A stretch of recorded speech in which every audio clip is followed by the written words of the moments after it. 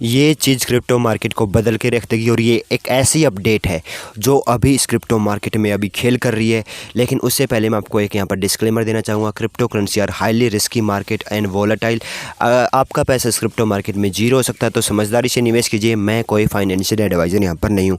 दोस्तों आपको बताऊँ, पिछले यहाँ पर 24 घंटों में $660 मिलियन पूरे इस क्रिप्टो मार्केट से लिक्विडेट हुए हैं।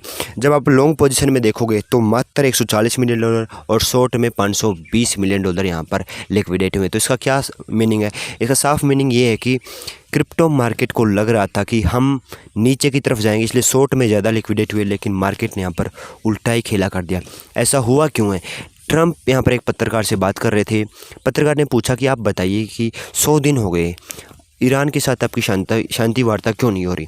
तो पहला जवाब उनका ये आज, जिससे पूरे मार्केट में भी हाइप भी यही बनी हुई है कि ट्रंप बोले जो इजरायली पीएम है नेतन्याहू, वो मेरे इशारे पर काम करते हैं। अगर मैं उनको बोलूँगा रुक जाओ, शांति वार्ता होने वाली है, तो रुक जाएंगे, पीस डील हो जाएगी।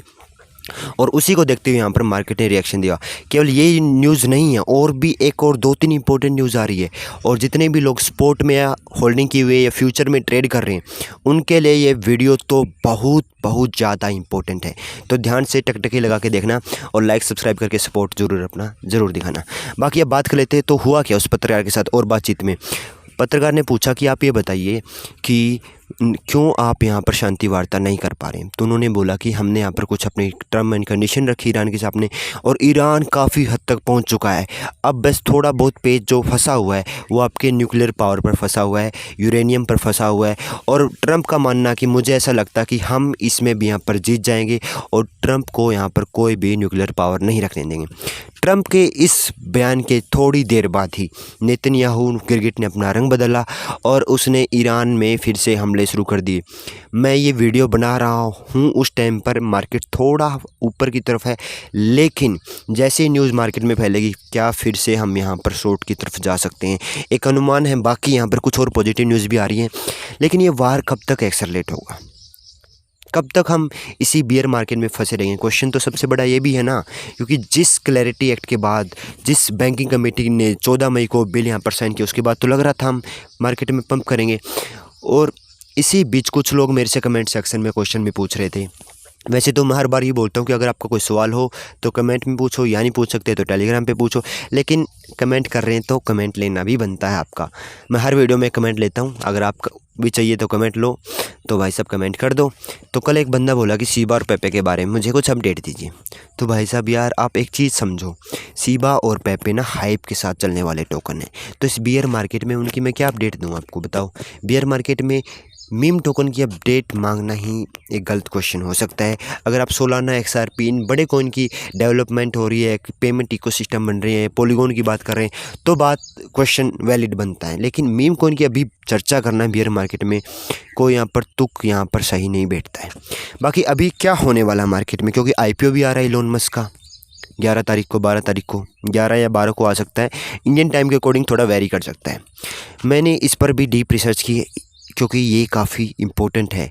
पैसा यहीं से निकल रहा है। USDT और USDC की मार्केट कैप पिछले 30 दिनों में $3 से $4 बिलियन तक क्रैश हुई है।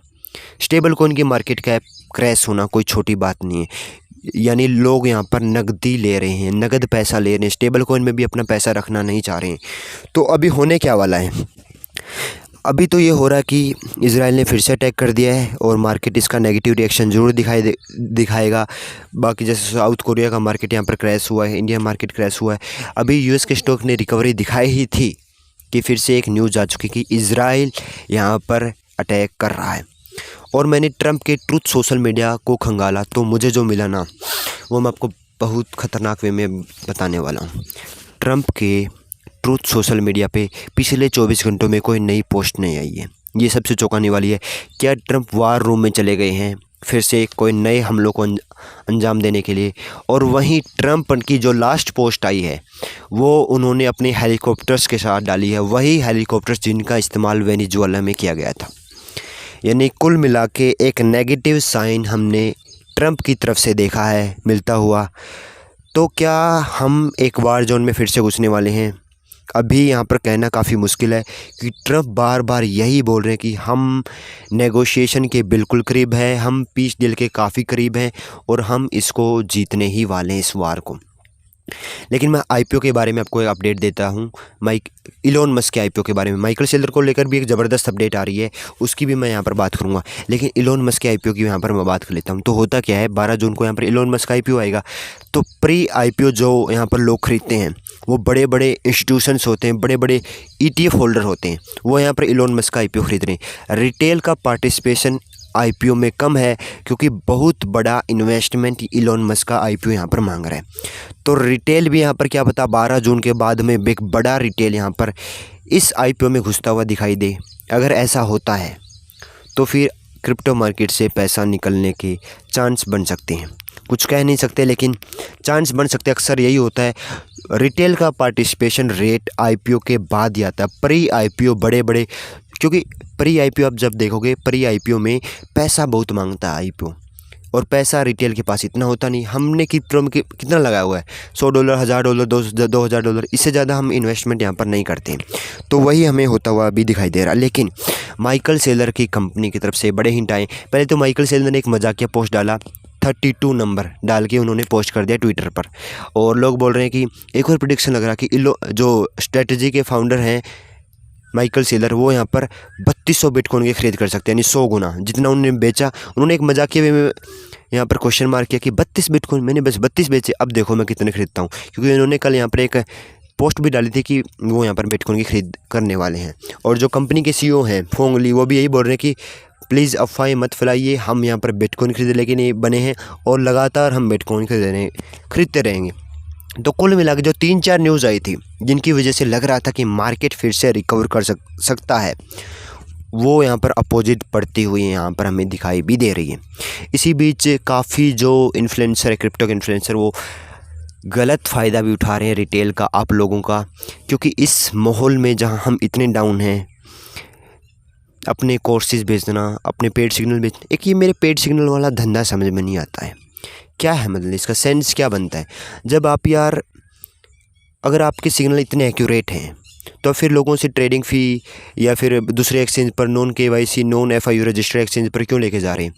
मैं आपको बता रहा हूँ, प्लीज़ आप यहाँ पर टैक्स बचाने के लिए किसी भी नॉन केवाईसी एक्सचेंज का इस्तेमाल मत कीजिए, रिक्वेस्ट है मेरी आप लोगों से। क्योंकि कल को आपको यहाँ पर प्रॉब्लम हो सकती है।